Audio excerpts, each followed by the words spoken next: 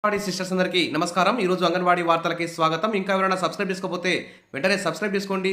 Videos అయితే like చేసి ఉండండి. ఇక వివరాలకు వెళ్తే అంగన్వాడీ పిల్లలకు శనగలు, ఎగ్ ఫ్రైడ్ రైస్ అంటూ మరి ఆంధ్రప్రదేశ్ ప్రభుత్వం అయితే రాష్ట్ర వ్యాప్తంగా ఈ మెనూను అమలు చేయాలని చెప్పి ఆంధ్రప్రదేశ్ ప్రభుత్వం అయితే చూస్తుంది. ఇది ఒక గుడ్ న్యూస్ అని చెప్పుకోవచ్చు. ఇది అమలు చేసే ముందు ఇక ఇతర అంగన్వాడీ కేంద్రాల్లో అందించే మెనూకు సంబంధించి మెనూ బిల్లు కూడా పెంచి నాణ్యమైన మెనూను అందిస్తే బాగుంటుంది. ఇప్పటికే నాణ్యమైనటువంటి ప్రీ స్కూల్ అంగన్వాడీ కేంద్రాల ద్వారా అందుతుంది. మరి ఇక నాణ్యమైన న్యూట్రిషన్ కూడా అందితే అంగన్వాడీల ద్వారా చిన్నారులు మంచి ప్రయోజనాన్ని పొందే అవకాశం ఉంది. ఇక్కడ చూస్తే ఆంధ్రప్రదేశ్ ప్రభుత్వం అంగన్వాడీ కేంద్రాల్లో అందించే మధ్యాహ్న భోజన మెనూలో ముఖ్యమైన మార్పులు చేయాలని నిర్ణయించింది. చిన్నారుల ఆరోగ్యాన్ని దృష్టిలో ఉంచుకొని రుచికరంగా ఉండే అధిక పోషక విలువలు కలిగిన ఆహారాన్ని అందించేందుకు చర్యలైతే చేపట్టింది. ఇందులో భాగంగా వారంలో 2 రోజులు పిల్లలకు ఎగ్ ఫ్రైడ్ రైస్, ఉదయం ఉడికించిన శనగలు అయితే అందించనున్నారు. ఇక మునగపొడి, చక్కెర స్థాయిలో కూడా మార్పులు చేయాలని చెప్పేసి ప్రభుత్వం అయితే భావిస్తుంది. ఇక ప్రతిరోజు అందే కూరల్లో మునగపొడిని ఉపయోగించనున్నట్లు కూడా అధికారులు అయితే తెలిపారు.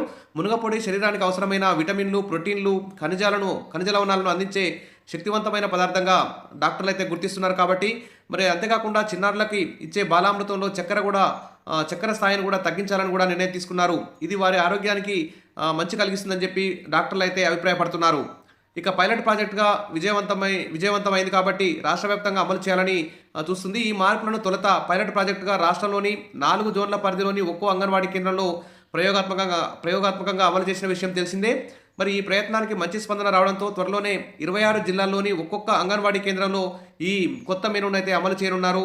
రాష్ట్ర వ్యాప్తంగా ఈ విధానం అమలవుతుందనేది అధికారుల భావన. తర్వాత చిన్నారుల పోషణను మెరుగుపరిచే దిశగా ప్రభుత్వం ఈ చర్యలు తీసుకుంటుంది.